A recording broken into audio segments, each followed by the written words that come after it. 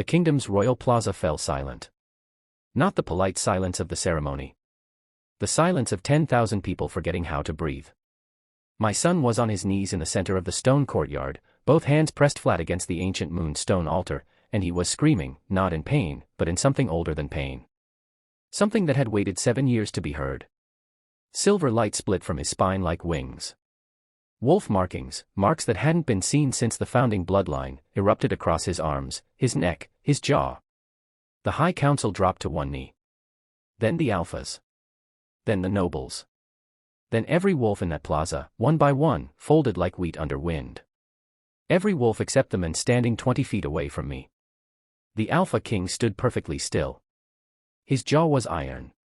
His eyes were the color of a storm that had already decided what it would destroy. He looked at my son. Then he looked at me.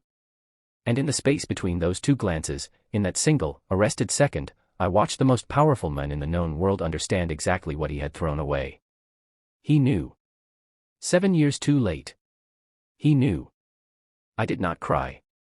I had used up every tear I had for this man in a single night 7 years ago, in a corridor no one else had witnessed, when he looked at me like I was nothing and told me I would always be nothing. I had believed him then. I do not believe him now. My son rose from his knees. He turned. He found the Alpha King across that silent, kneeling crowd, unerringly, the way wolves always find their bloodline, and in a voice that carried to every corner of the plaza, clear as a bell, devastating as a verdict, he said, "Father." The word hit the Alpha King like a blade. It hit me like freedom. 7 years earlier. My name is Heir Voss. I was 22 years old, the youngest royal archivist in the kingdom's 300-year history, and on the night the moon goddess marked me as the Alpha King's fated mate, I was standing in a corridor outside the palace library at midnight, carrying a stack of bound manuscripts about the extinct founding wolf bloodline.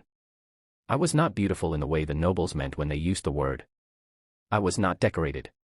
I wore no jewels. My hair was pinned back with a wooden clasp because I was working, because I was always working, because the kingdom's oldest records were rotting in their cases and I had been the only one who cared enough to stop it. I was a commoner. The daughter of a village herbalist. I had won my position in the palace through a written examination, the first such exam the Royal Archive had ever administered, after the previous archivist had died with no apprentice and the records had spent 4 months gathering mold while the nobles argued over who should take the post. I had not argued. I had simply shown up, set the exam, and scored higher than every other candidate by a margin the head examiner had described, in writing, as embarrassing. That was how I had always operated. Quietly. Precisely. Without asking anyone's permission. So when the bond snapped into place, that sudden, searing recognition that every wolf description I had ever archived described as the click of a lock finding its key, I was not prepared for it. I had not been looking for it. I did not want it, particularly, in that moment, when I had 3 manuscripts to cross-reference and a 4th that needed emergency preservation treatment before morning. But the bond did not consult my schedule. I turned around. King Aldrich Kane stood 10 feet away. He was everything the records said he was. Tall. Built like something carved rather than born. Dark hair, sharp jaw, eyes the particular shade of amber that only the direct Kane bloodline carried, warm gold at the center, deepening to burnt copper at the edge. He was also staring at me with an expression I could not read. I had catalogued every portrait of every Alpha King in the archives 300 years. I had held documents signed by his grandfather. I had restored the coronation records from his father's reign. I knew this bloodline better than most of his own council did. None of that prepared me for what it felt like to be looked at by him. The bond hummed between us. Warm. Certain. Ancient. He felt it too. I could see it in the way his shoulders went rigid, the involuntary response, the biological recognition that a wolf cannot fake and cannot suppress. He knew. For a moment, one single, suspended moment, his expression cracked open into something raw. Then he put it away. He straightened. The warmth left his eyes. What replaced it was the expression I would later learn was his default setting, the controlled, calibrated blankness of a man who had decided, long before this corridor, that emotion was a vulnerability he could not afford. He said, "You are the new archivist." Not a question. "Yes, Your Majesty." You felt it. Also not a question. "Yes." He was quiet for 3 seconds. I counted, because I count things. Because precision is the only reliable comfort I have ever found. Then he said, I cannot take a commoner as my queen. The council would not accept it. The treaty with the Northern Pax requires a political alliance through the mate bond. You understand this? I understood that he was telling me, not asking me. I understood that in the space of 30 seconds, he had assessed me, categorized me, and reached a conclusion. I understood that to him, it was a logistical problem. The bond, I started, will fade, he said. They always do, when wolves choose to suppress them. You will take the suppressant the palace physician provides. You will continue your work in the archive. You will speak of this to no one. He paused. And then, and this is the part one have never forgiven, the part one carry like a stone at the bottom of everything, he said. You are very good at your work, archivist. That is what you should be. It is enough. He walked away. I stood in that corridor for a long time after he had gone. Then I went back to my manuscripts. Because I was very good at my work. And I had been taught, in that moment, that it was enough. I did not take the suppressant. Not out of defiance. Not because I harbored some foolish hope he would change his mind. I didn't take it because I read the formula. I was a royal archivist. Reading was what I did. And when the palace physician, apologetic, professional, thoroughly uncomfortable, handed me the small amber vial, I spent 40 minutes in the archive cross-referencing its compound against the medicinal texts I had spent the past year cataloging. The suppressant would sever the bond permanently. What the physician had neglected to mention, what perhaps he didn't know, was that the texts from the old Moon Temple healers, texts that had not been read in over a century because they had been misfiled in a water-damaged section of the lower archive, were very specific about what happened when a fated bond was forcibly severed. It left a scar. Not a metaphorical one. A biological one. On the wolf half of both parties. The Alpha King would carry it for the rest of his life. A weakness in the bond place. An ache that intensified around full moons. A subtle but permanent reduction in the clarity of his wolf senses. He had not known that when he handed me that vial. He had not bothered to find out. I set the vial on my desk. I looked at it for a long time. Then I requested an immediate transfer to the Southern Archive Annex, a smaller, underfunded, genuinely important collection of records in a market town 2 days' ride from the capital, citing the urgent need for a qualified archivist to handle a deteriorating collection. The request was approved within a week. No one from the palace followed up. I don't know why I expected they might. I discovered I was pregnant 6 weeks after I arrived in Crestfall. I sat on the edge of my narrow bed in the archivist's quarters above the archive and I held the knowledge very carefully, the way you hold something that might shatter if you grip it too hard. The bond suppressant I had never taken would have prevented this. I thought about the amber vial sitting on my desk in the capital. I thought about the men who had handed it to me and walked away. I thought about what I would do. I made a list. I had always made lists. The act of organizing information had been my first defense against a world that felt, from early childhood, chronically overwhelming in its disorder. The list was short. What he will do if he finds out, take the child. Raise it as a political asset. Name it an illegitimate heir. Control everything. What I will do instead, raise this child. Keep this secret. Build something. What I will never do, ask him for anything. I folded the list and burned it over my desk candle. Then I went back to work. Selim was born in the deep part of winter, during a snowstorm that knocked out the town's oil lamps and forced the midwife to work by candlelight. He arrived loudly, indignantly, with his eyes open. The midwife said she had never seen a newborn whose eyes were open at birth. His eyes were silver. Not gray. Not pale blue. Silver, the color of the moonstone altar at the capital, the color described in the oldest archive texts when the founding wolf bloodline was still alive, when the first Alpha King had made his covenant with the moon goddess and received her mark in return. I knew what silver eyes meant. I had archived the records. I did not tell anyone. I named him Selim, an old word from the moon tongue, meaning the sky between stars, and I took him home to the 2-room apartment above the archive, and I began the work of figuring out who he was going to be. He was not a simple child. By the time he could walk, animals followed him. Not aggressively, gently, the way animals followed people they recognized as safe. Dogs would cross the street to press their heads against his knee. Birds landed on window ledges when he sat nearby. The farm horses at the edge of town nickered when he passed. By the time he was 4, The wolves in the forest outside Crestfall, wild wolves, which had been considered dangerous to the area for 2 decades, which had attacked livestock and kept the farmers nervous, began sitting at the tree line when he played outside. Sitting. Watching. Patient. Not threatening. Waiting. I watched this and I archived it in my mind the way I archived everything else, carefully, precisely, without letting my hands shake. By the time he was 6, he would occasionally say things. Things he should not know. The archive is going to flood, he told me one morning, looking up from his breakfast. The drain in the lower level. The drain failed that afternoon. The lower archive flooded. Myra's baby will come early, he said of our neighbor, 3 weeks before the premature birth that everyone else called a surprise. He said these things the way he said everything, matter-of-factly, without drama, with the calm certainty of a child who had never learned to be embarrassed by what he knew. I asked him once, carefully, where the knowledge came from.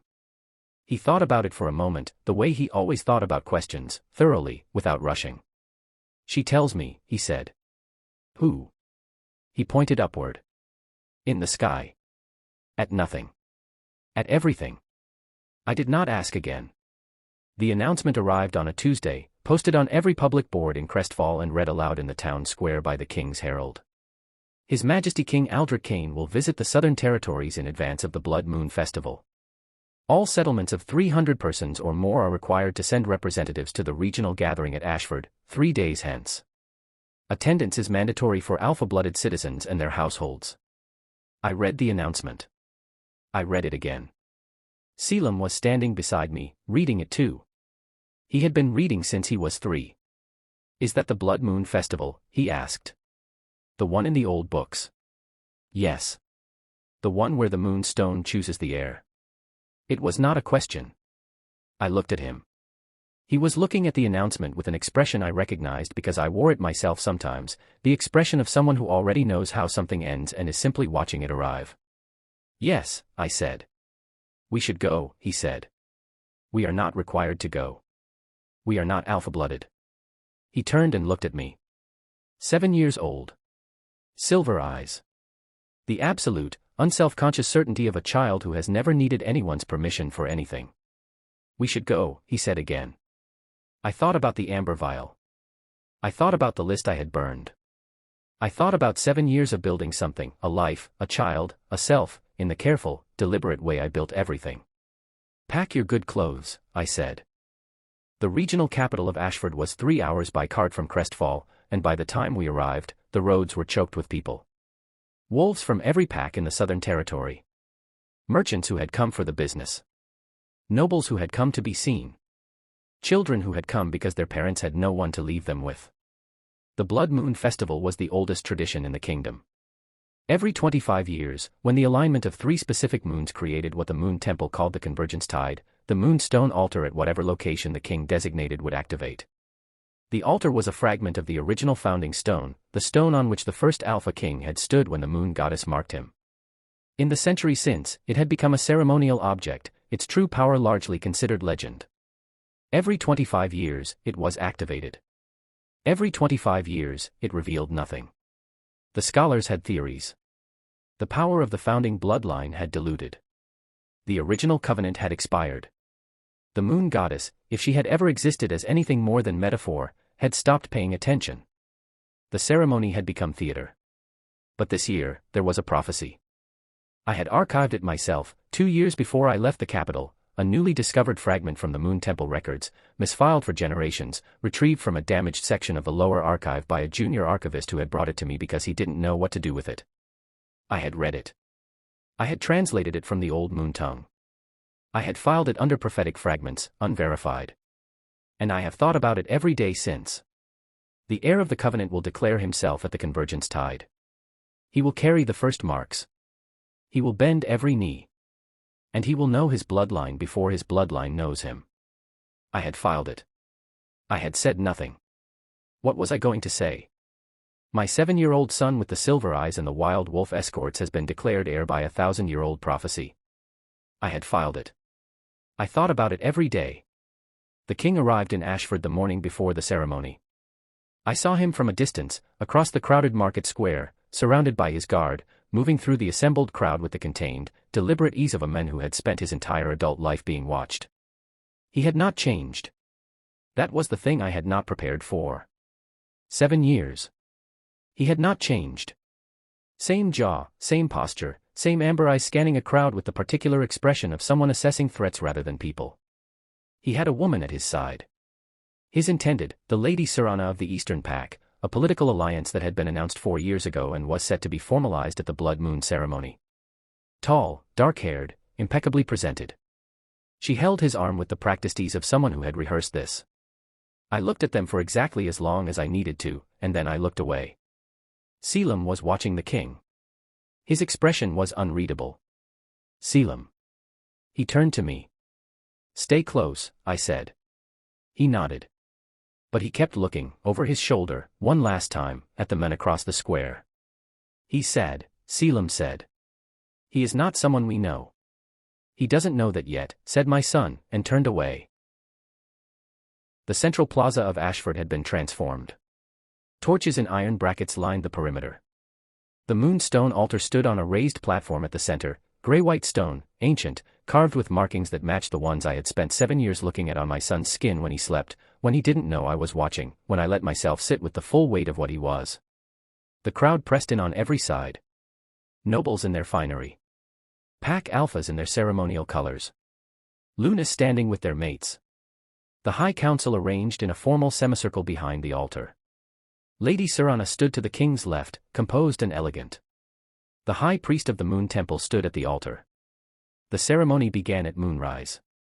I had found a position near the back of the crowd, slightly elevated, on the steps of a merchant building. I could see. We were visible to no one who mattered. Selim stood beside me. He had been quiet since we entered the plaza. Not his normal quiet, not the focused, thinking quiet of a child working something through, but a different kind. Still. Like water before it moves. The high priest began the invocation. Ancient words in the moon tongue.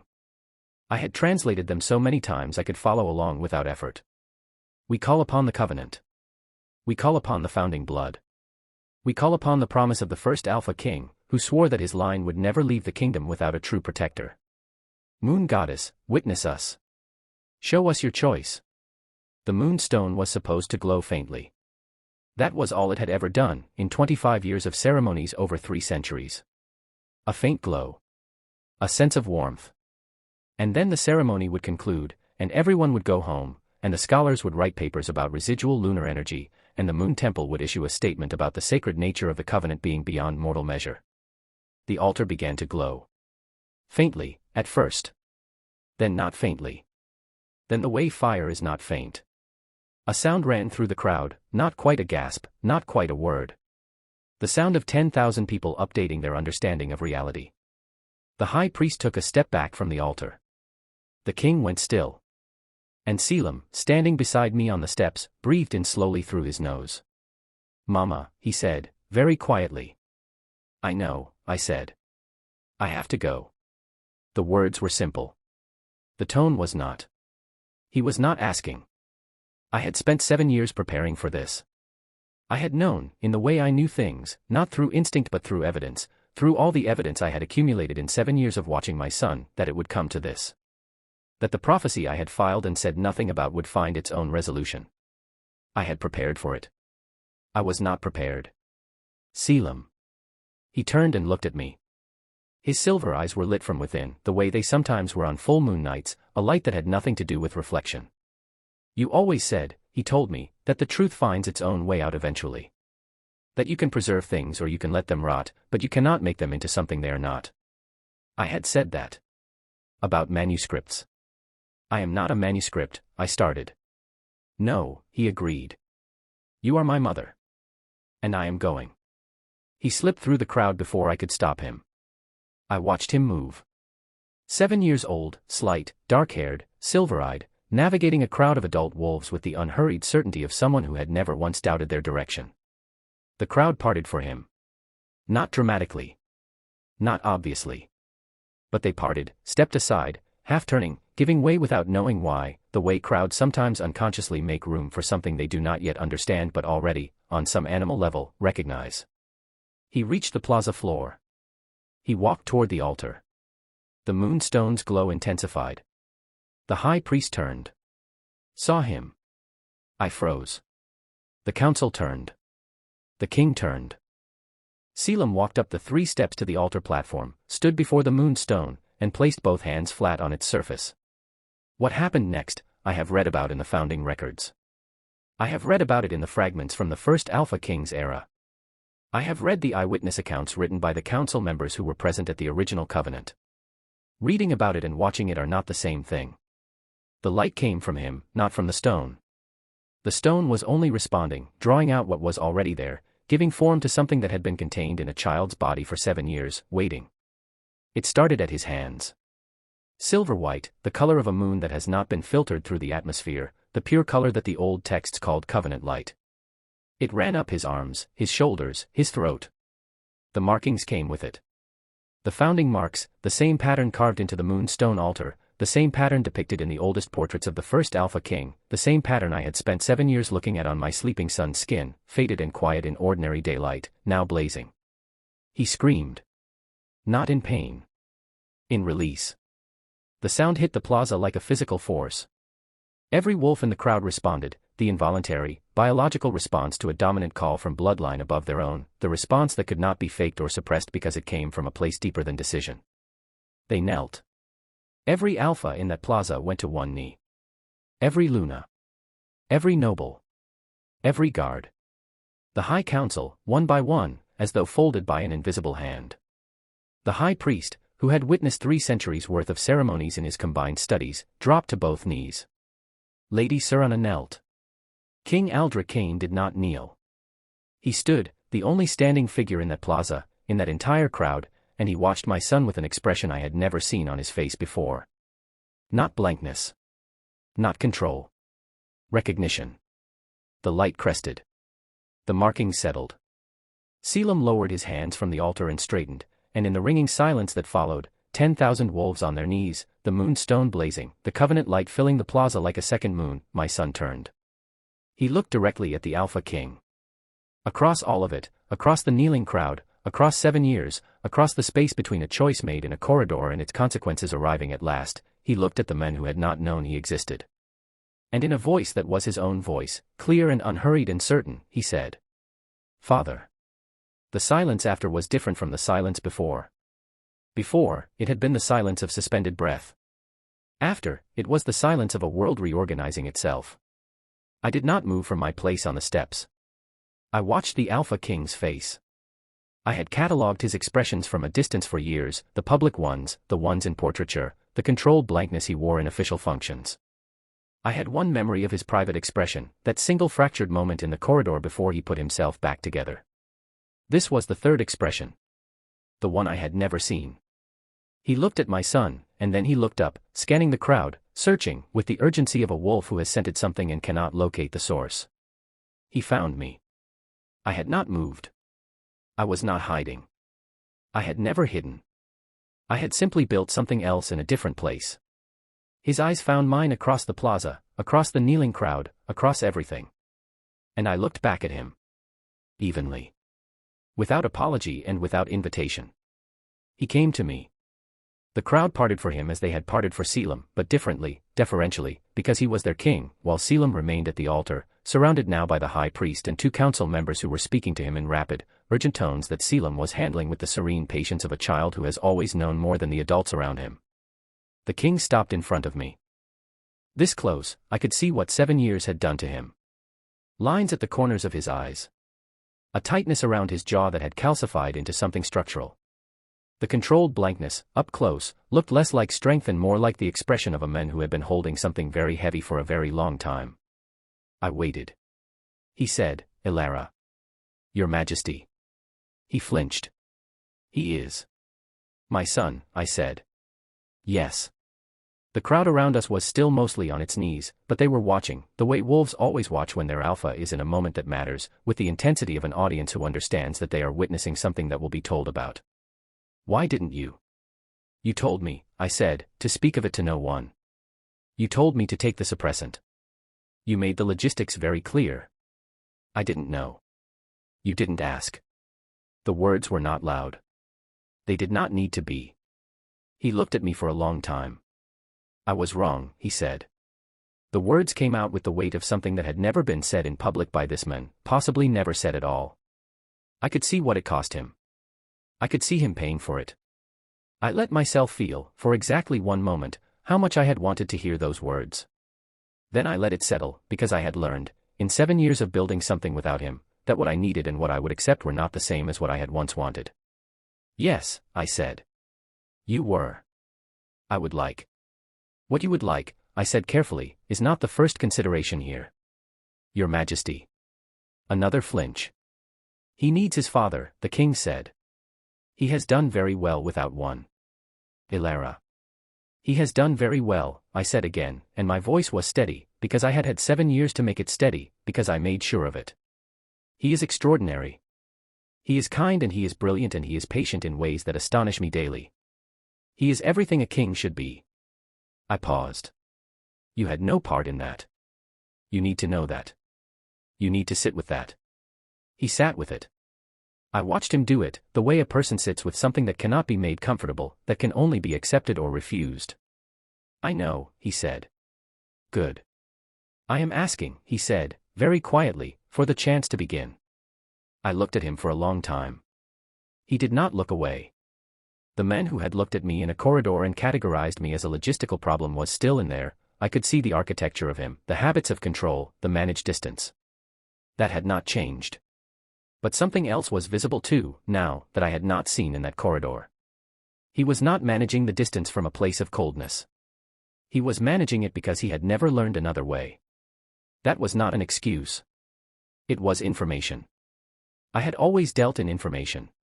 My son, I said, will make his own decisions about you. He is 7 years old and he is already more self-possessed than most adults I know. You will not leverage your position, your title, or the political implications of his status to influence those decisions.